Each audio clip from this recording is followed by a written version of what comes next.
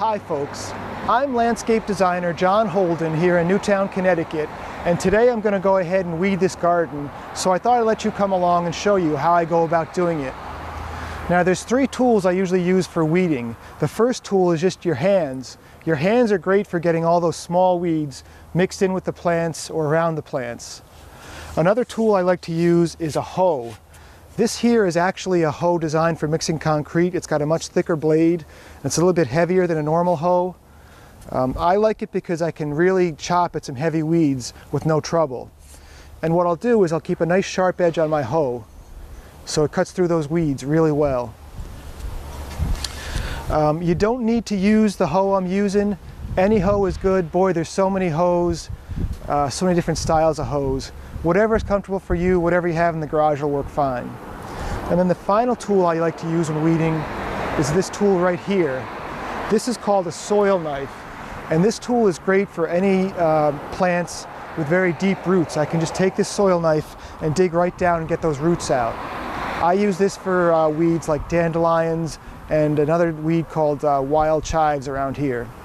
This is also very good if you're working near a plant that you don't want to damage with your hoe. You can just put this on its side and kind of slide it along the soil to get those weeds. And this is also good for getting the weeds out of the cracks and sidewalks and such. So let me move it. Now here's a great example where your hands are really the best tool for the job. We have some ground cover junipers that are just covered in these small maple seedlings. So what we'll do is just take our hands and go through and just start yanking them out. And you would be amazed, once you get down and get to it, how much you can do in a little bit of time. This is definitely one of those things where just getting started is always the best way to do it.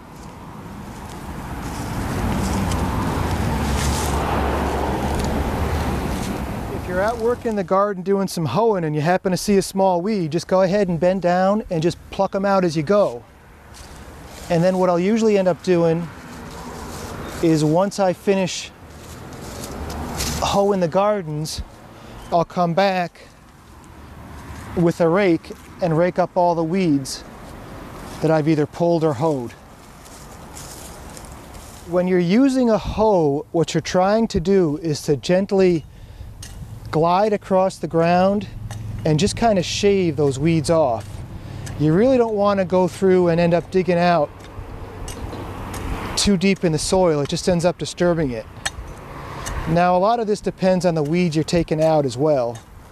Some of the weeds definitely have deeper roots and there's no way around it, or the bigger the weeds are, the more roots they're going to have.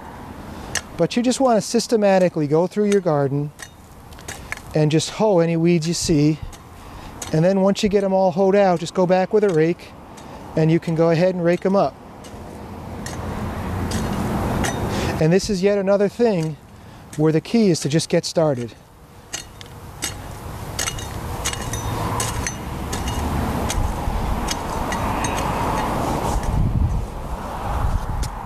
As I'm hoeing the garden, what I try to do is before I hoe, if I see any dandelions when I'm getting near them, I'll just go ahead and take my soil knife and stick it as deep in the soil as I can to get under those roots and try to get the roots of the dandelion out. If you take a look at that, these dandelions have a really nice deep taproot, and if we just cut the top off, it'll just regenerate more growth. So we'll just get out there, get our soil knife out, and go ahead and get those dandelions out before we go through with the hoe. If you hoe the dandelions, they're actually going to come back a lot more viciously because then you'll have multiple growth points. This soil, we had a bunch of rain last week and this soil is so nice and soft. It's a pleasure to be working in to pull these dandelions. This is a soil knife. It's a wonderful tool. This is the other weed that I end up using the soil knife a lot for. I call this a wild chive, but what it is it's got a small bulb on it that's usually about 3 or 4 inches down, and if I were to just hoe this, it would end up coming back. You can see there's some smaller growth here. You would just end up getting a whole bunch more growth.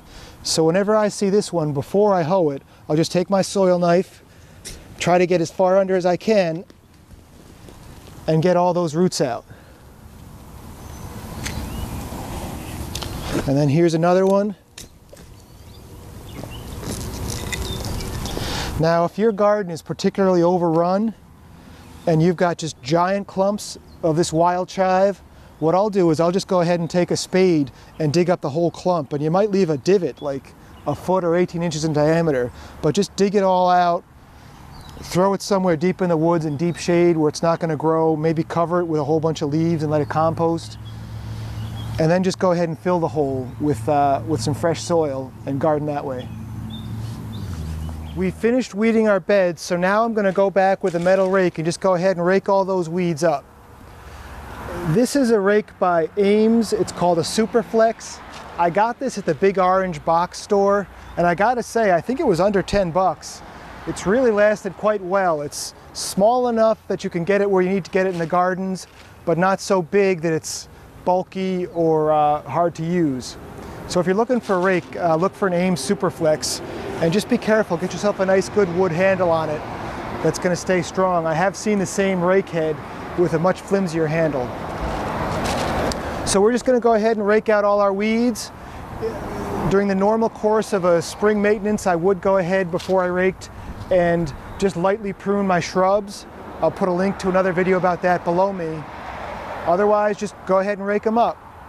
For more landscaping tips and tricks, please visit my blog at landdesigns.com. As always, folks, thanks a lot for watching and happy gardening.